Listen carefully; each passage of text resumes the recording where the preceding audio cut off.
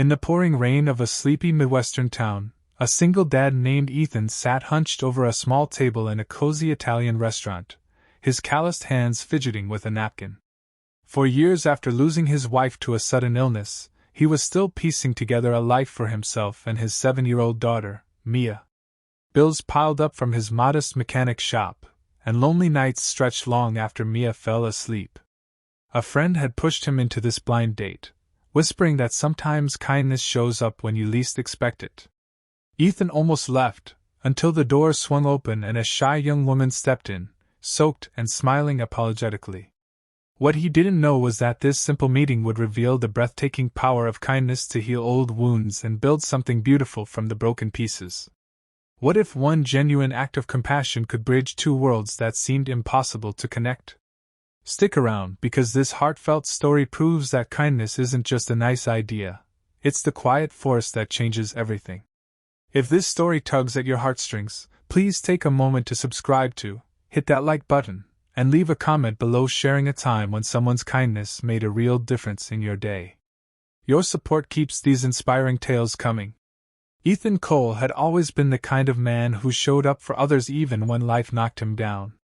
In the small town of Willow Creek, Indiana, his garage was more than a business. It was his way of caring for neighbors who couldn't afford fancy dealership repairs. He'd fix a single mom's brakes for the price of parts only, or stay late to jumpstart an elderly couple's car on a freezing winter night. But inside, he carried a heavy ache. His wife Sarah had been the sunshine in their home, and after she was gone, raising Mia alone felt like walking through fog. Mia, with her bright eyes and endless questions, kept him going. Every evening he'd read her stories, tuck her in, and whisper, "We've got each other, kiddo." Still, the emptiness lingered. That rainy Thursday evening, Ethan showed up to the blind date more out of politeness than hope. His friend had insisted. "You deserve a little kindness yourself, Ethan." He ordered 2 coffees and waited, heart thudding. When Lily walked in, damp hair clinging to her face, simple jeans and a worn sweater, she looked as nervous as he felt. "Sorry I'm late," she said softly, brushing rain from her sleeves. "The bus got stuck in traffic." No excuses, no complaints, just a warm, genuine smile that eased the tension in his chest right away. They talked for hours. Ethan found himself opening up in a way he hadn't with anyone since Sarah. He told Lily about the long hospital nights, about learning to braid Mia's hair, about the fear of not being enough for his little girl. Lily listened with her whole heart, eyes soft and attentive, never interrupting or offering empty advice. Instead, she nodded and said, "That sounds incredibly hard, but look at the love you're giving her every single day. That's real strength." Her words wrapped around him like a warm blanket. In return, she shared small pieces of herself, that she worked as a waitress because she loved the simple rhythm of it, chatting with regulars and seeing people smile over a good meal. She didn't mention her last name or anything fancy. She just seemed kind. Truly kind, in a world that often felt rushed and self-centered.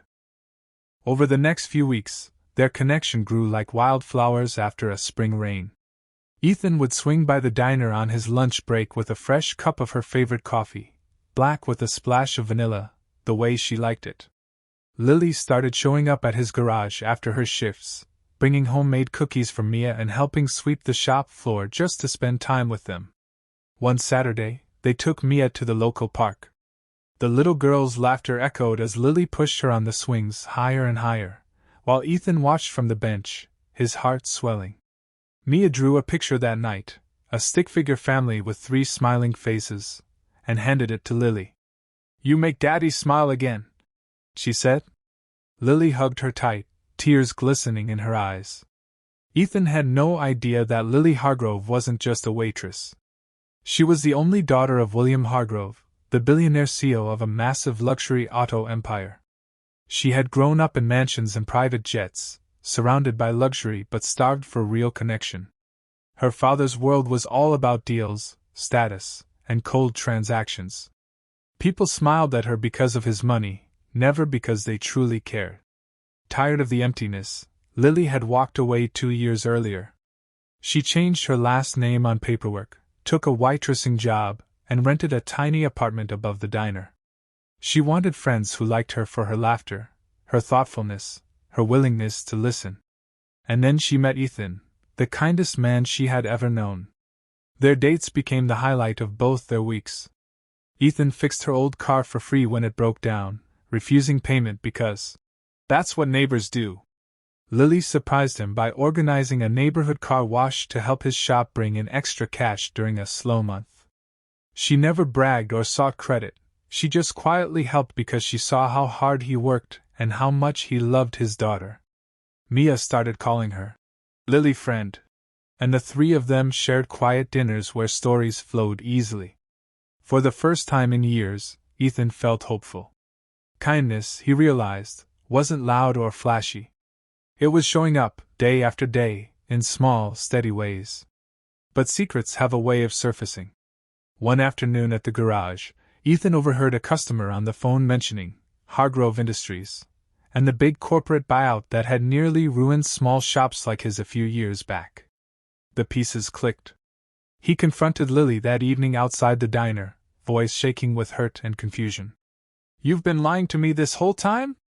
You're one of them, the people who crush families like mine?" Tears filled Lily's eyes. She didn't defend herself with excuses. Instead, she whispered, "I left that life because it had no kindness in it, Ethan. I fell for you because you're the most real, generous person I've ever met. I wanted you to see me, the real me, not the money or the name." Her voice broke as she added, "I'm so sorry I hurt you. You and Mia deserve nothing but honesty." She slipped a little bracelet Mia had made for her into his hand and walked away into the night, shoulders trembling. The next days were heavy. Ethan replayed every moment, wondering if any of it had been real. Mia asked about Lily constantly, her innocent questions cutting deeper. Then, one stormy evening, a letter arrived at his door. Inside was Lily's handwriting, steady but emotional. She had sold her shares in her father's company and donated most of the money to local charities that helped single parents and struggling families. Exactly the kind of help Ethan had quietly wished for. With what remained, she had opened a small community cafe called Second Cup, a place where people could come for a warm meal, job training, or simply someone to listen. "I did it because of you," the letter read. "You showed me what kindness really looks like. It's not about what you have, it's about what you give." Ethan's heart cracked open. He realized he had judged her without seeing the incredible compassion she carried. Grabbing his coat, he ran through the pouring rain to the new cafe. Lily was there, sleeves rolled up, serving coffee to a group of tired shift workers. When she saw him, her eyes widened. "Ethan!" He stepped forward, rain dripping from his hair. "I was wrong," he said, voice thick. "Your kindness wasn't a lie, it was the truest thing I've ever known.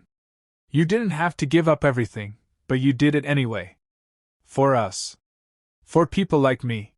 He pulled her into his arms as the rain kept falling outside. "Thank you for teaching me that real love starts with a kind heart." From that day forward, their story bloomed. Lily became a steady, loving presence in Mia's life and Ethan's. The cafe thrived, becoming a hub of community kindness, free tutoring for kids, support groups for widows and single dads, even a little mechanic corner where Ethan volunteered his time. Ethan's shop grew too, not because of money, but because word spread about the good-hearted family behind it. They got married the following spring in a simple backyard ceremony surrounded by neighbors, friends, and the people whose lives they had quietly touched. In the end, it wasn't wealth or status that healed Ethan's broken world, it was the gentle, persistent power of kindness. Lily chose honesty over comfort. Ethan chose forgiveness over pride. And together, they showed Mia, and everyone watching, that compassion isn't weakness, it's the strongest bridge we can build. In our fast-paced American lives, where bills stack high and days blur together, it's easy to forget how much one small act matters. A listening ear on a tough day, a helping hand with groceries, a smile to a stranger, it all adds up. Kindness ripples outward, healing hearts we may never even meet. So today, friends, let's make a promise. Look for chances to be kind, even when it's inconvenient. Hold the door, check on a neighbor, forgive a little faster. You never know whose life you're about to change, or whose kindness might find its way back to you. Because in a world that sometimes feels divided, one heartfelt gesture can remind us all that we're in this together. Spread the kindness. Watch it grow. And who knows? Your own beautiful story might be just one compassionate moment away.